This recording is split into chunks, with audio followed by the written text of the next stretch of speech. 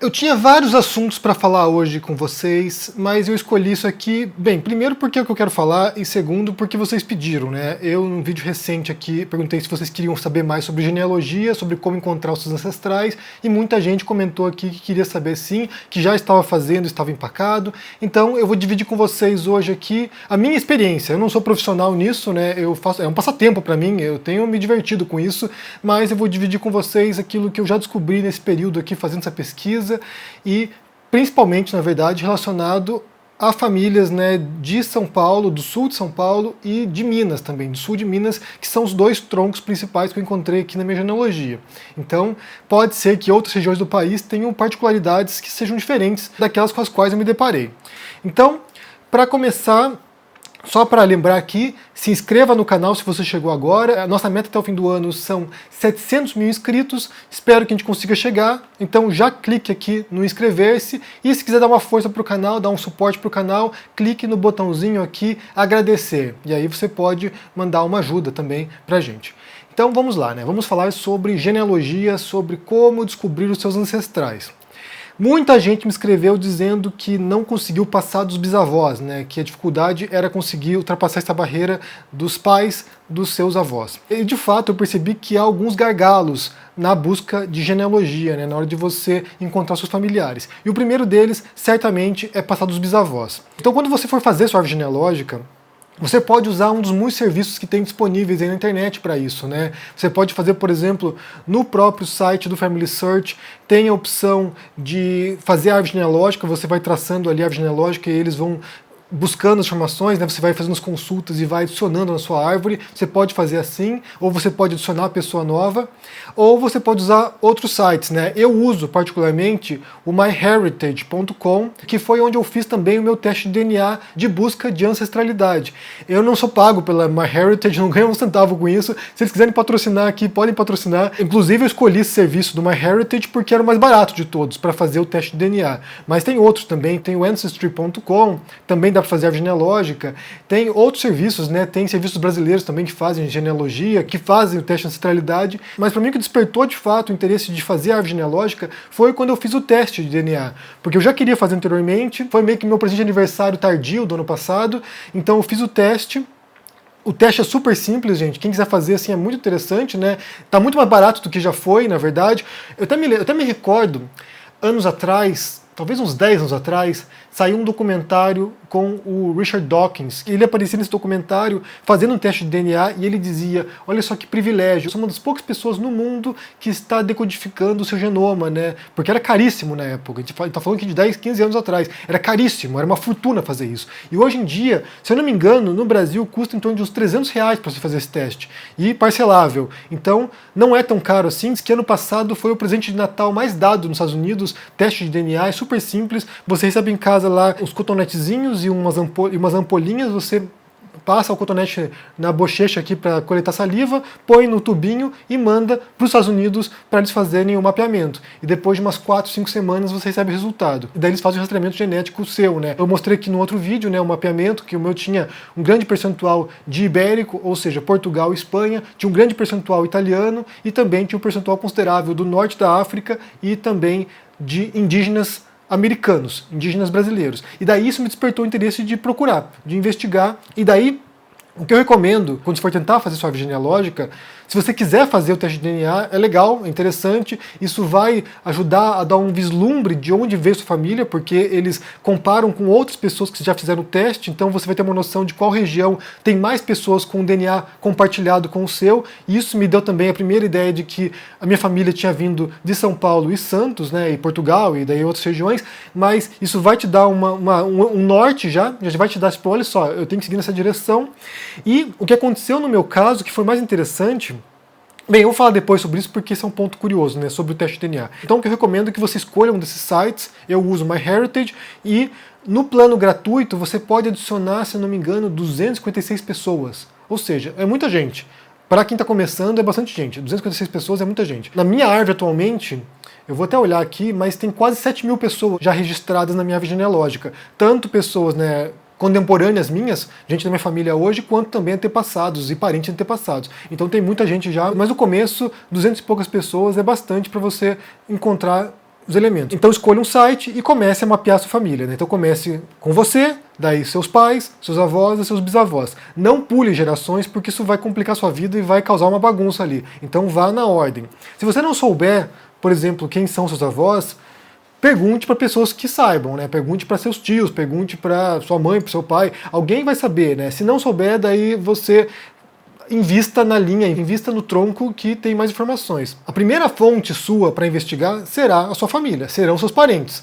Se você não tiver contato com essas pessoas, não falar com elas por alguma razão, não tiver acesso a essas pessoas, veja no Facebook, procure no Facebook ali, veja essas famílias, né, veja essas pessoas, veja quem são os pais lá, quem são os avós, e daí você vai buscando, coletando os nomes. E uma coisa também importante ter em mente é que há uma nova geração a cada 20 ou 30 anos. Então você vai ter que ter uma estimativa de datas, né? Por exemplo, se você nasceu nos anos 80 como eu, a sua mãe ou seu pai provavelmente nasceram entre anos 60 e anos 50, 45. Então você vai e vai botar lá pai e mãe e o período no qual eles nasceram, mais ou menos. Seus avós terão nascido por volta dos anos 30, anos 20, anos 10, talvez. Em um século, você tem, em média, 4 ou 5 gerações no máximo. Então, você vai fazendo uma estimativa aí, se você não souber a data exata, né, se você não souber o ano exato no qual o seu antepassado nasceu, você vai calculando mais ou menos nesse intervalo aí, 20, 25 anos é uma boa estimativa. Então, você põe lá, meu pai e minha mãe mais ou menos 25 anos antes de mim, meus avós 50 anos mais ou menos antes de mim, meus bisavós 75 anos antes e assim por diante, né? Assim que você vai fazendo esse cálculo. Então, o primeiro gargalo, de fato, é você conseguir passar dos seus bisavós. Muita gente vai conseguir perguntar pro avô ou pra avó quem eram os pais deles e quais eram os nomes deles, né? Então você vai chegar nessa barreira. E daí é que começa, de fato, a investigação, começa a pesquisa, né? Quando você vai ter que rebolar aí para tentar encontrar quem eram os seus trisavós.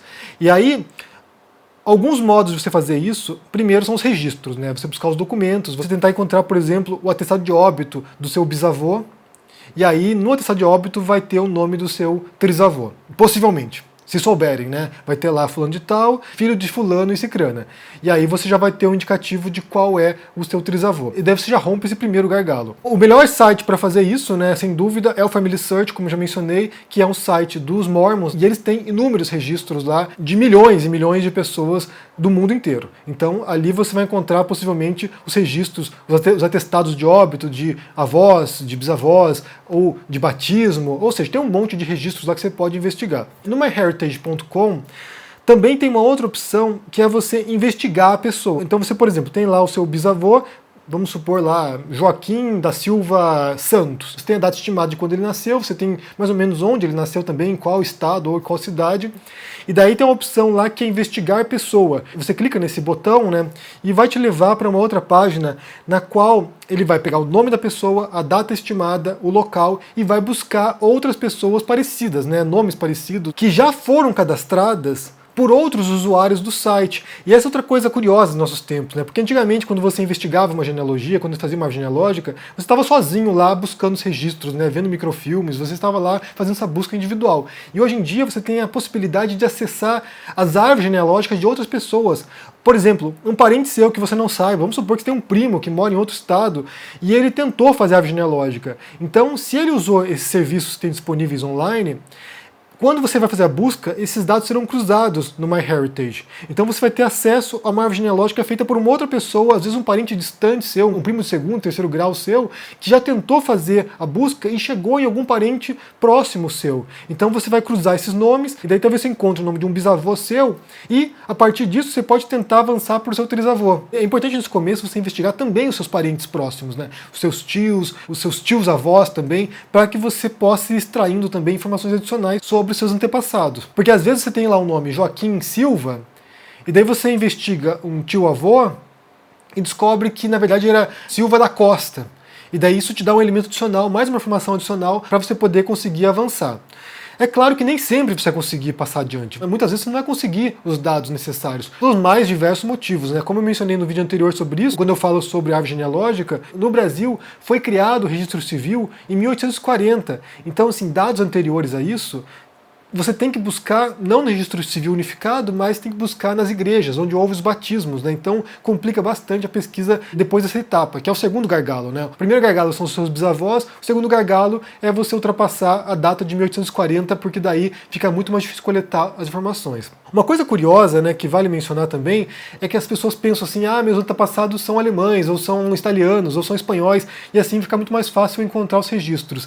Não necessariamente, porque a gente tende a pensar, né, que a Europa é civilizada e muito desenvolvida, mas, pelas contas, em termos de registro, eles são bem mais atrasados. Assim. Minha esposa, por exemplo, quase todos os antepassados são italianos, e eu não consigo avançar porque não tem esses registros disponíveis na internet. Muitos deles não estão digitalizados. Por exemplo, na Itália, minha esposa fez a naturalização dela na Itália. A gente foi para a Itália para fazer o processo dela de cidadania. Onde a gente estava, na comune que a gente estava, né, que é a prefeitura da cidadezinha onde a gente estava, nem sequer havia computador, tudo era feito em máquina de escrever. Então, assim, tem muitos registros da Itália e da Espanha também, que eu estou tentando buscar aqui meus antepassados espanhóis, não consigo.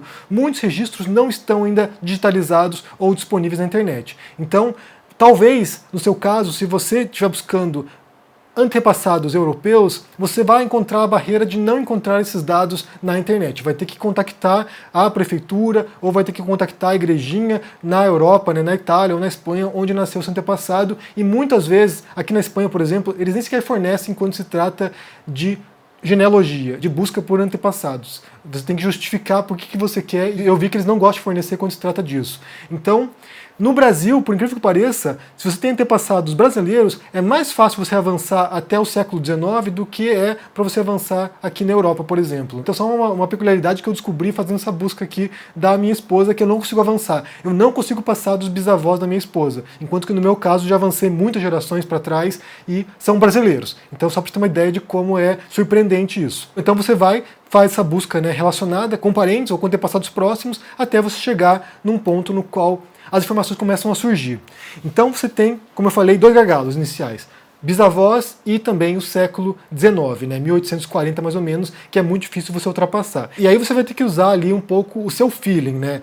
É claro que quando você tem cidades menores, por exemplo, como é da minha família, né, Tatuí, por exemplo, em São Paulo, ou Eloy Mendes, de onde veio uma parte mineira da minha família, outras cidades que eu vi de outro ramo também, que é em Lavras, ou Baipende, ou Cruzilha, em Minas Gerais, quando são cidades menores, a possibilidade de você conseguir encontrar os dados dessa pessoa são muito maiores do que se for no Rio de Janeiro, por exemplo, né, que no século XIX já tinha centenas de milhares de habitantes. Então, se tem, por exemplo, um Firmino da Costa numa cidadezinha pequena, e você tiver um Firmino da Costa no Rio de Janeiro, a chance de você ter um homônimo no Rio de Janeiro, né, uma pessoa com o mesmo nome, é muito grande. Então você vai ter dificuldades particulares de acordo com cada região no qual você está trabalhando. Caso você consiga ultrapassar essa barreira, caso você consiga encontrar o seu antepassado do século XVIII, por exemplo, 1700 e pouco, 1780, aí você já conseguiu chegar em alguma linhagem histórica brasileira, né, em alguma família histórica, e aí fica muito mais fácil porque você tem vários recursos para você avançar na pesquisa depois disso, né? Por exemplo, tem um site chamado Genearch. Vou deixar todos os links para vocês aqui no comentário fixado. E nesse site você encontra famílias históricas tanto de São Paulo quanto algumas de Minas, então você pode usar esse site para consultar essas famílias e ir avançando através dessa busca, né, através das referências que eles apresentam aqui. Tem inúmeras pessoas aqui, inúmeras famílias, e vai aqui até Portugal depois, até o século XVI, até a chegada dos portugueses no Brasil. Então você tem aqui um grande material para você avançar. Tem um outro que eu tenho usado agora que se chama Projeto Compartilhar, que é mais voltado para Minas, se eu não me engano, e que também tem muita informação sobre famílias e linhagens inteiras, até o século XVIII, comecinho do XIX. Então aqui, se você conseguir chegar numa família dessas, né, mais conhecidas em São Paulo ou Minas, essas duas referências são bastante interessantes, além, obviamente, do Family Search e também do MyHeritage, que vai encontrando esses vínculos. Como eu falei, o MyHeritage vai comparando com outras árvores genealógicas já feitas, portanto, se alguém tiver já mapeado essas famílias, você vai conseguir chegar lá e conseguir também rastrear qual é a sua linhagem. O terceiro gargalo grande é o século XVI. Então, por exemplo, se você conseguiu avançar até 1500 e pouco, algumas linhagens você não vai conseguir avançar. Por exemplo, os açorianos, né, que é uma linhagem importante que chegou no Brasil no século XVIII.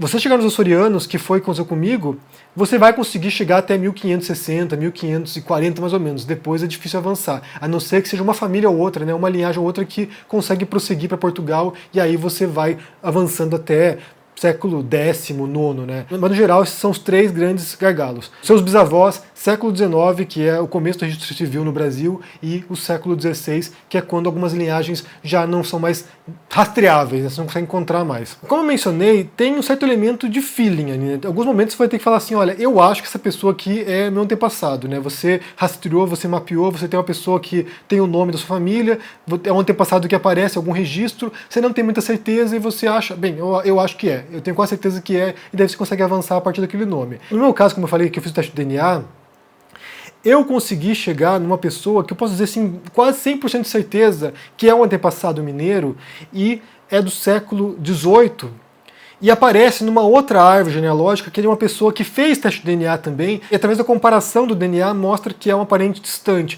Então aqui nessa comparação do código genético eu consegui chegar na mesma pessoa e percebi que a minha família vem dali. Então assim, fui mapeando a família até chegar naquele ponto, e daí tem uma confirmação que seria o exame de DNA. E é muito curioso o que você está descobrindo, porque assim, tem muita coisa interessante na verdade, né? Eu quero ler aqui algumas coisas que eu descobri, né? Rapidamente, são algumas informações que eu fui coletando. Tem coisas engraçadas, tem coisas trágicas, tem coisas interessantes. Essa aqui é uma biografia que alguém escreveu dessa pessoa, né? Chama Manuel Antônio Pereira, é de Minas. E daí diz o seguinte: ele era muito alegre, não perdia bailes, formara com seus filhos uma orquestra, em que todos tocavam algum instrumento. Violão, viola, sanfona, violino, etc. A despeito de muito festeiro, era muito religioso. Não perdia as missas dominicais e procissões, e muito trabalhador. Enfrentava a roça de madrugada, lado a lado com os seus camaradas, pés descalços também, nada lhes ficando a dever nas tarefas da enxada. O casal possuía uma residência grande na cidade, já desaparecida na Praça Monsenhor Marcos, em Baipém, de Minas Gerais. A entrada na saleta havia desenhado no teto a frase latina, Orbi linguice detestor. É detestável a boca de duas línguas. E na grande sala de visitas, também no forro, está outra. Multis ex milibus fidus annus amicus. A amizade mais velha é a melhor. Parece-nos, pois, que Manuel Antônio Pereira devia ter alguma cultura, ou quando nada, apreciava. É muito interessante, porque, de fato, assim, eu estou falando aqui de uma pessoa que nasceu no começo do século XIX, né, 1805. E para algumas dessas pessoas a gente tem mais informações do que a gente tem dos nossos bisavós, por exemplo, né, ou dos nossos avós, se você não conheceu também. E um outro trechinho de uma biografia aqui de um outro antepassado, que era um bandeirante, que eu achei chocante, diz o seguinte: o nome dele é José Preto Pimentel. Participou de outras entradas ao sertão, revelando ser uma pessoa violenta, tanto que foi processado e teve de andar homiciado. Homiciado, eu tive que buscar o que significava essa palavra, quer dizer foragido, ou seja, uma pessoa que era tão violenta que foi processado e ficou foragido. E eu fiquei imaginando, sinceramente, o cara era um bandeirante, ou seja, alguém que entrava na selva para escravizar indígenas. Eu fiquei, o que é um cara violento, gente? Se o cara já tem uma função que é violenta, o que ele fazia, né? Que tipo de ato violento ele fazia, além de escravizar as pessoas e possivelmente matar um monte de indígenas, né? Eu fico pensando assim, é como se fosse uma biografia de um miliciano. Era um miliciano violento. Falei, gente, que é isso, né? O cara já é um miliciano.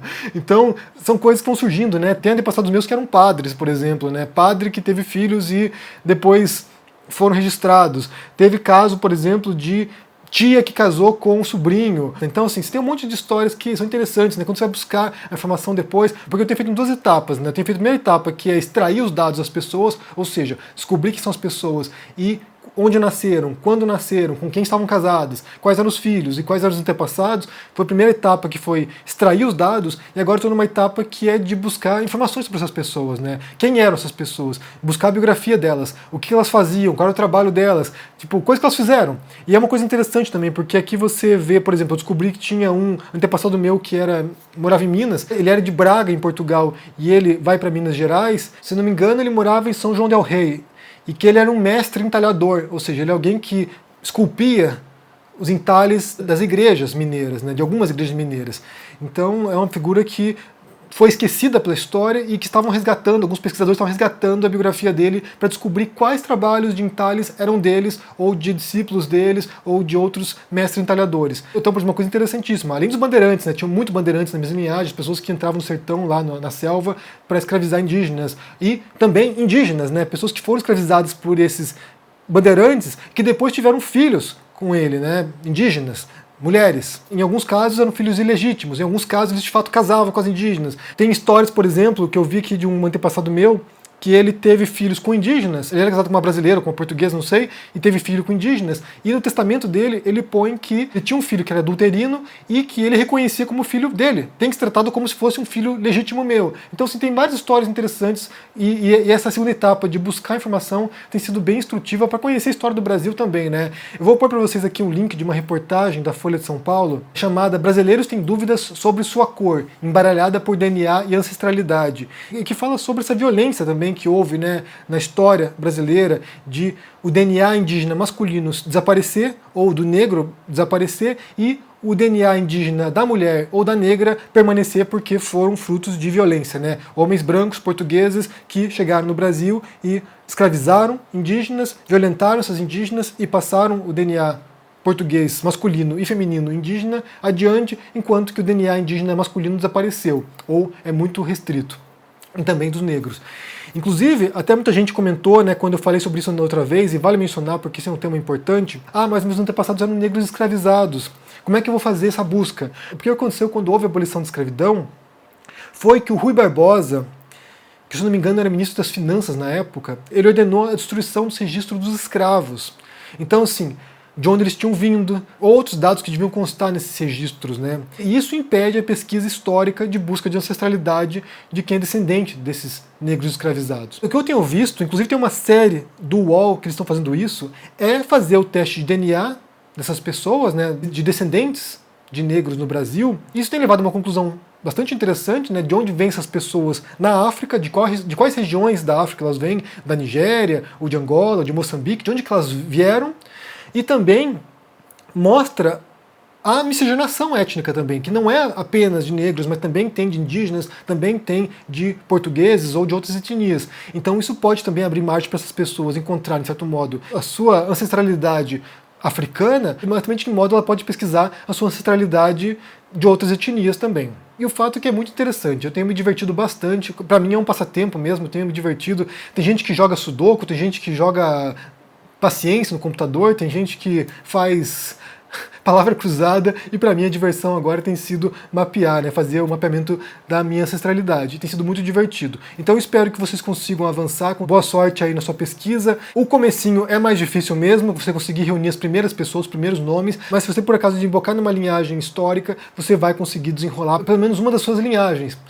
Não quer dizer que todas vão avançar. Por exemplo, no meu caso aqui, eu consegui avançar numa linhagem particular com quase certeza, que é da minha avó paterna, que eu nem sequer sabia quem eram os antepassados dela. Eu sabia mais dos meus avós maternos, porque é a parte da família com quem eu tinha mais contato. Mas na parte da minha avó paterna, eu consegui avançar muito e com muita dose de certeza. Na parte do meu avô paterno, que seria os espanhóis, eu não consigo avançar. Cheguei até o meu trisavô e não consigo avançar. E na parte materna, numa delas eu tive que especular, eu tive que chegar num ponto ali e falei assim, eu acho que aqui tá certo e consegui avançar, e na outra parte eu não consigo avançar também. Então é natural que você empaque em alguma linhagem, enquanto que em outra vai dar mais resultados. Então, como eu disse, boa sorte. Me conte o resultado depois do que aconteceu, se conseguiu aí descobrir alguém interessante na sua família. Deixa aqui embaixo no comentário o que você pensa sobre isso, né? Se você tem interesse nesse tipo de assunto, deixa o joinha, se inscreva aqui no canal, se torne um membro ou um apoiador para dar uma força e se cuide por aí. Um abração e até mais.